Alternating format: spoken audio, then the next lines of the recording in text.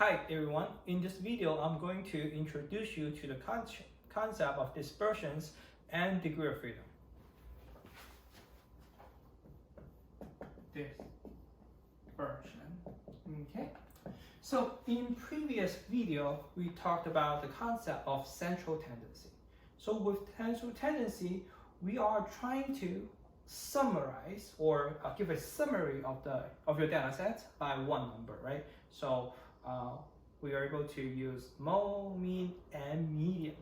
But then we also want to know the distance between your data points, right? So which means that how far, say from this data point is to the next data point in terms of values.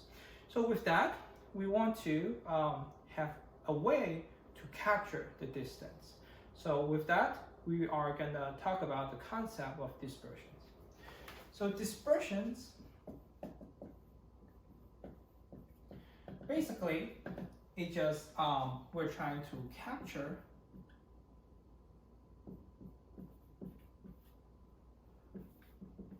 distances between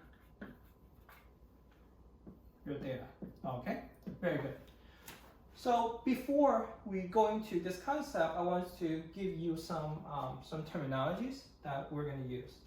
So X bar, right? X bar in this class, we're going to use it to denote sample mean, right? So if you have a sample set, you find the mean of that sample. So this is the sample mean. Okay, and Xi, this represents each of your data points, right? So which means that if X1, then it means your first data point, and X2 represents your second data point. So let's say we have n data points, so Xi are each data point, where I is from 1, 2, 3, all the way to n, right? So which means that in your sample set, you have n data points, okay? Very good. Cool. So how are we gonna measure the distance between your data sets? First, we're gonna have a fixed point, right? So we want to have one point that we compare to, compare all your data points to it, right?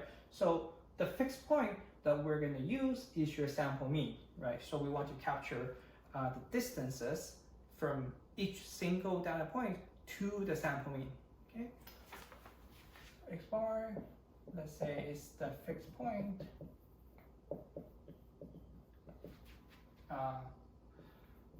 Compare your data points to, okay? Very good.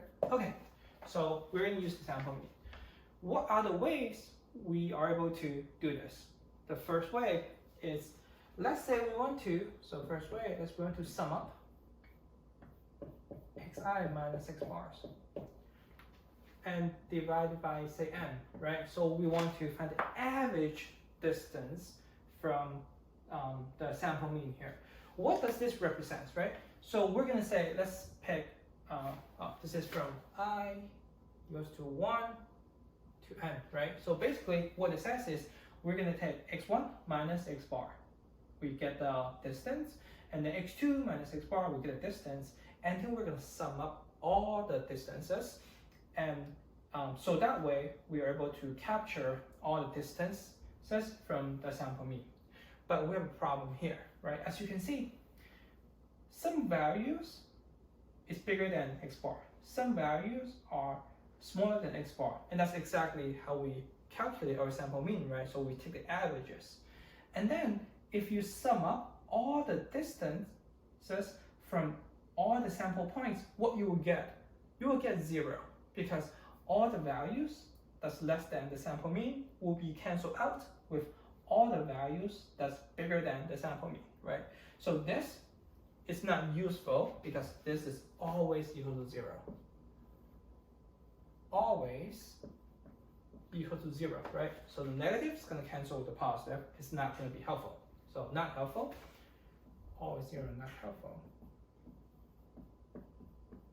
Okay, so what was the problem that we faced here, right? The problem we faced here was the negative values are canceled with the positive values.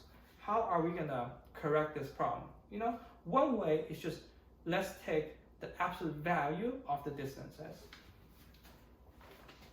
So second way, let's sum up all the distances, but instead of just subtract, let's take the absolute value of the distances. Okay, and let's again divide by n because we want to get the average distance. Okay, so is this good? Yeah, in a way, yes, right? Because you're gonna capture all the positive distance, and for the negative distance, you're gonna take the absolute value of them, so they become positive, and then you add them up. And this has a name, right? So this is what we call the average absolute deviation, or AAD. Okay, so average absolute deviation. This is good. But what's not useful for this one is, or what's not as convenient is, it's just hard to do math with absolute value, right? So this corrects the problem of negative values, cancel out the positive values that we have here. But then it's not very good to do math with. So the problem we have here for this one is not algebraic, right? And not algebraic, or in other way, just that it's just hard to do math with absolute values. Okay. Next, the third option that we have here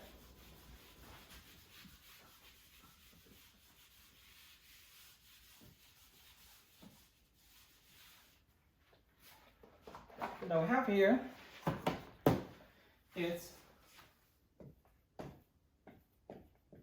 sum of squares. Okay, so sum of squares is the one that we're going to use the most. You know, we're going to use it all the time throughout this course. So what's this? The concept is the same or similar with that one, right? The goal is to correct for the negative values that we have. One way is to take the absolute value. Another way is taking a square.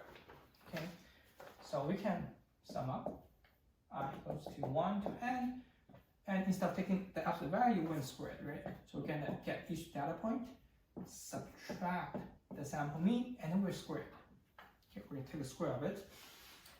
So that way, we're going to correct the negative problem by taking a square, right? So they are going to become positive. So all the values are positive now, and then we're going to divide by n. Okay, right? So this is a very good way here. So, and the name for this is sum of squares. Okay, so this one is the one that we're going to use the most. Very good. So now I want to talk about the concept of degree of freedom. Okay, so if you work with your data set, you'll see sometimes you put n here, and sometimes you put n minus 1 here. Okay, so now the question we want to answer is n or n minus 1. Okay, and this question involves the concept of degree of freedom.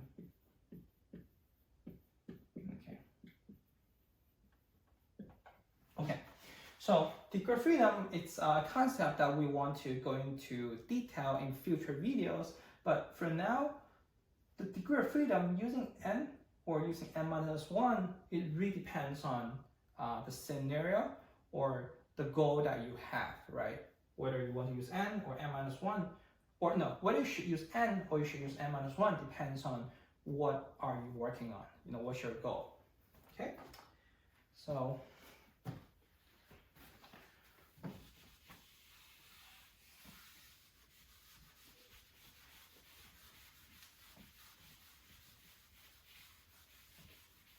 okay, so for now, if you're working with descriptive data,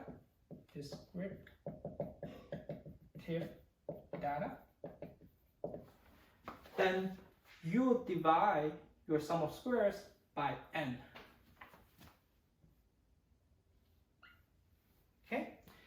then if you're working with inferential statistics or inferential data, or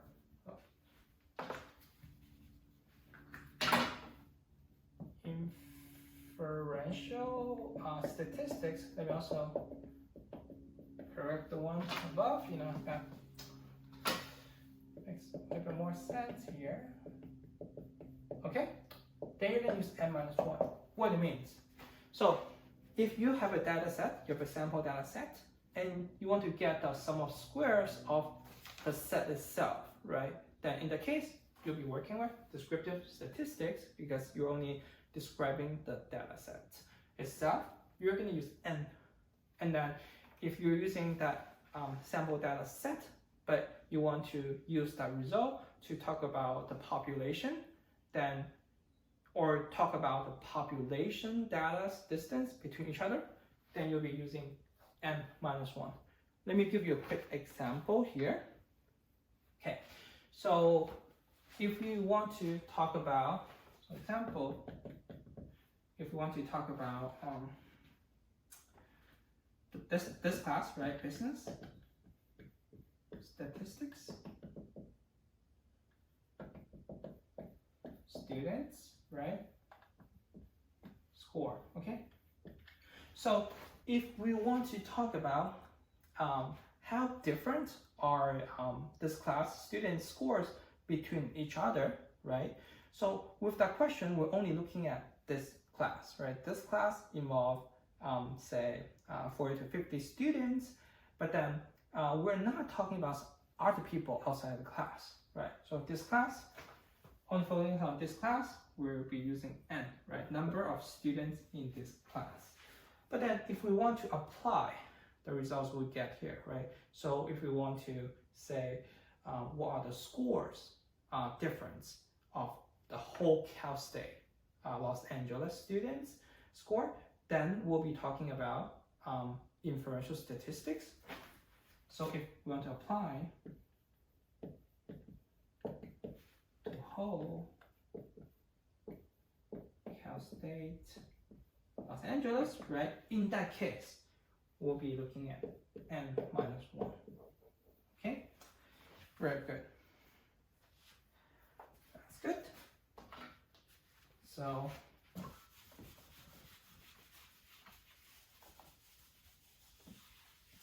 let me give you another way to talk about or conclude this is if you want, if we're doing sample dispersion, right?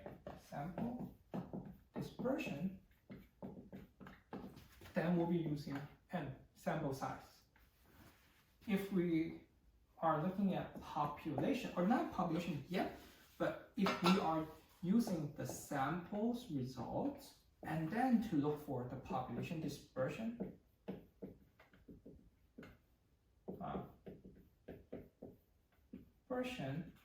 will be using n-1, right? In the next video, we're going to do more examples that involve these this concept here. Okay, so in this video, we talked about the concept of dispersion and also the concept of degree of freedom. Okay, so this concludes this video, and I'll see you in the next video. Thank you for watching.